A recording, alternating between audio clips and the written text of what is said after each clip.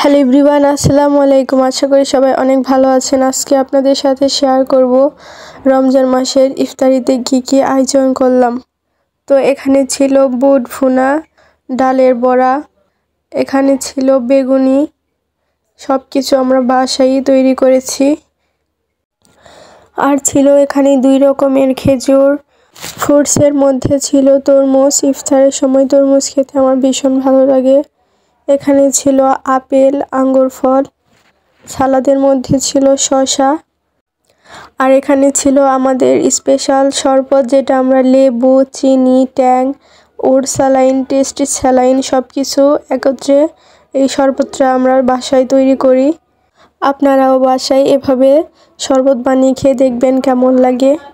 মুড়ি মাখানোর জন্য প্রথমে বড় একটি বল নিয়েছি, এরপর দিয়ে দিলাম ছোলা, তারপর ডালের বড়া, এগুলো একসঙ্গে ভালো করে মাখিয়ে নেব। মাখানো হয়ে গেলে এবার দিয়ে দিলাম মুড়ির সাথে সব কিছু ভালো করে মিক্স করে নিচ্ছি। আপনারা দেখতেই পারছেন মুড়ি মাখানো হয়ে গেছে। এবার একটি বলে মুড়ি, বেগুনি, খেজুর, আপেল, আঙ্গুর ফল, সালাদ সব কিছু নিয়ে প্লেট সাজিয়ে নিলাম। আশা করছি আজকের ভিডিওটি আপনাদের ভালো লাগবে। ভালো লাগলে অবশ্যই লাইক এবং সাবস্ক্রাইব করে আমার পাশে থাকবেন। আল্লাহ হাফেজ।